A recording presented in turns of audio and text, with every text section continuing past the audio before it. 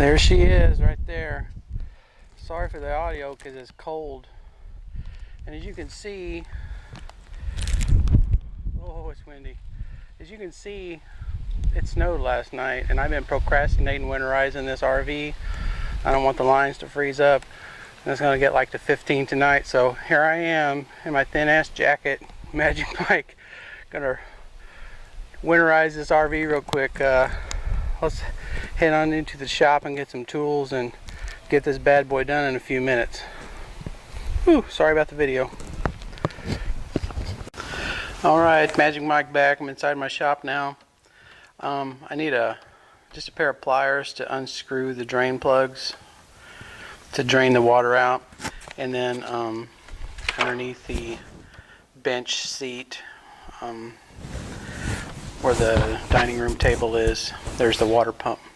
So what I'll do is I'll drain all the water I can out of the main tank and out of the hot water heater, take my pair of pliers and undo the caps to do that, and then I'll unplug the inlet to the water pump and then pump some RV antifreeze through. So I'm going to sign off and we'll go outside. It's cold as shit. Get this thing done. Alright, I got the battery unhooked, but we'll need it for the water pump, so we'll find a little connector here. It's like a quick disconnect. Now when you screw that in, you should have power to the unit. So that way I can run the water pump a little bit. I guess I should maybe take this battery out for the winter and put it inside the shop. Maybe I'll do that at the end. Okay, on to the next step. Alright, we're at the side of the RV here, and this is the hot water heater. So let's open up this panel, and the drain cap is right here. So let me get that off.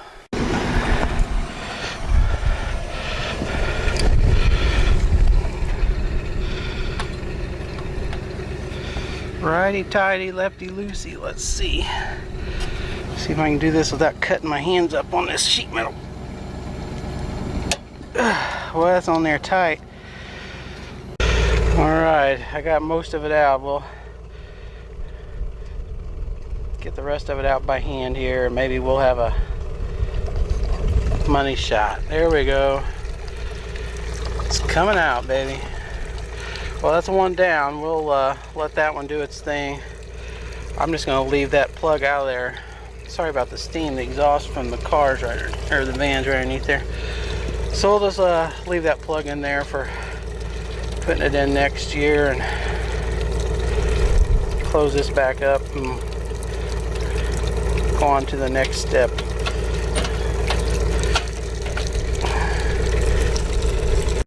Alright YouTube, I'm back. I'm laying on the ground here underneath the RV.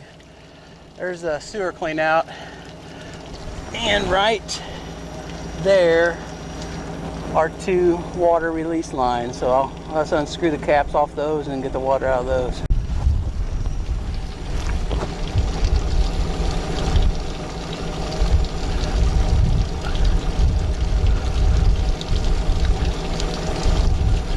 Come on, baby, come off there for daddy. Now there's one. Alright, I'm back. I went and got another wrench here. Way I can hold that center section firmly while I get this cap off here. I don't know who the idiot was to put them on that tight. Probably me. There we go. Second cap drained. We'll put this cap back on that one since it's done peeing. Wait for that to drain, we'll put the cap back on. And just the FYI, that water smells like rotten eggs, so I guess it's been sitting in there a little too long without being used. Alright, I'm back. Just finished draining the outside tubes, and inside this Shasta, there's the driver area, sleeping quarters, kind of the kitchen area, bathroom, fridge, and then there's a pull-out kind of sofa thing here. And then this is the dining room, or the dining table. And underneath one seat is the tank that holds the water for the RV, and under the other seat is the pump. And that's what we're focusing on. So if you can see, this line here is the one that comes from the tank, and then it gets pumped through two different lines here, as you can tell. One of them's hot, one of them's a cold. They're just teed together. So I got this tube that I left in here from last time, and I can screw that to the inlet side of the pump and dump antifreeze as it pumps through the system, and that's what I'll do. So I'll sign off for a minute and get that set up.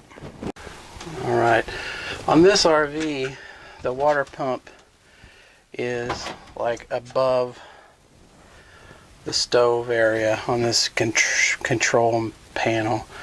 We got how many hours the generator